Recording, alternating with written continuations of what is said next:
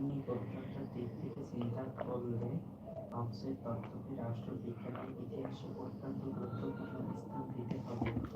Thomas হবসকে ব্রিটেনের সর্বাপেক্ষা মৌলিক চিন্তাবাদী রাজনৈতিক দার্শনিক বলা হয়ে থাকে। টমাস হবসকে ব্রিটেনের সর্বাপেক্ষা মৌলিক চিন্তাবাদী রাজনৈতিক দার্শনিক বলা হয়ে থাকে। তার রচিত বিখ্যাত গ্রন্থ লেভিয়াথান সারা বিশ্বে আলোড়ন সৃষ্টি করে। তার রচিত বিখ্যাত গ্রন্থ লেভিয়াথান সারা বিশ্বে আলোড়ন সৃষ্টি করেছে। ইংরেজ দার্শনিক হিসেবে রাজনীতিতেও তার গুরুত্বপূর্ণ স্থান রয়েছে।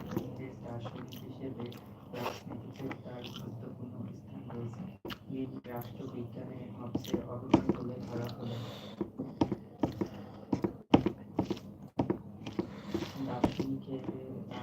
দর্শনিক গভীরতার দিক থেকে বিচার করলে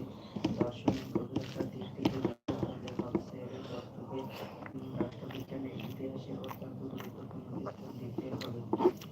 দার্শনিক গভীরতার দিক থেকে বিচার করলে হবসের তত্ত্বকে রাষ্ট্রবিজ্ঞানের ইতিহাসে অত্যন্ত গুরুত্বপূর্ণ স্থান দিতে হবে। টমাস হবসকে ব্রিটেনের সর্বাপেক্ষা মৌলিক চিন্তাবাদী রাজনৈতিক দার্শনিক বলা হয়ে থাকে। টমাস হবসকে ব্রিটেনের সর্বাপেক্ষা মৌলিক চিন্তাবাদী রাজনৈতিক দার্শনিক বলা হয়ে থাকে।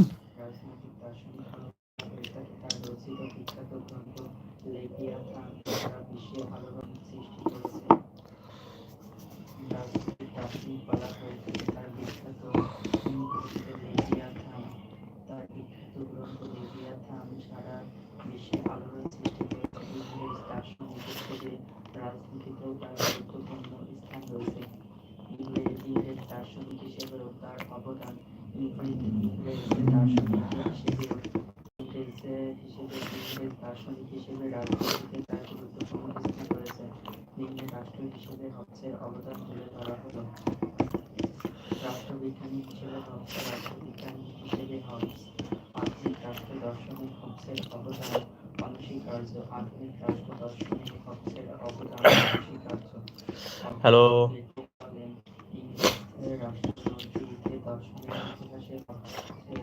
জসমিন আপু, হাউ আর ইউ? ধীরে ধীরে দেশে জনপ্রিয়তা লাভ করেছে। সম্ভবত ইংরেজি ভাষাভাষী জাতিগুলোর সব রাজনৈতিক দর্শনের লেখকদের অগ্রগণ্য। তার লেভিয়ান গ্রন্থটি যখন প্রকাশিত হয় তখন সেটা কোনো সমর্থন লাভ করেনি। হেনরি মুর, কার্টওয়ার্থ কাম্বারল্যান্ড প্রমুখ সবাই কেমন আছেন? দুপুরে খাওয়া দাওয়া হয়েছে? কে কোথা থেকে জয়েন করেছেন? বেশি করে খান। প্রচুর খেতে হবে।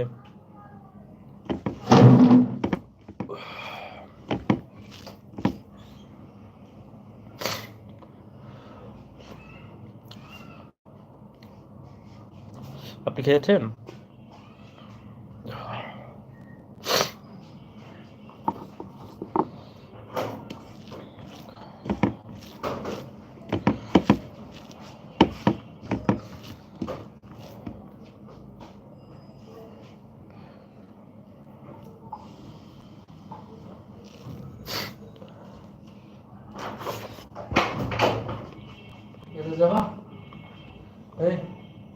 ভাই যাবেন কোথায়? ইয়েতে মানিক মিয়া অ্যাভিনিউতে।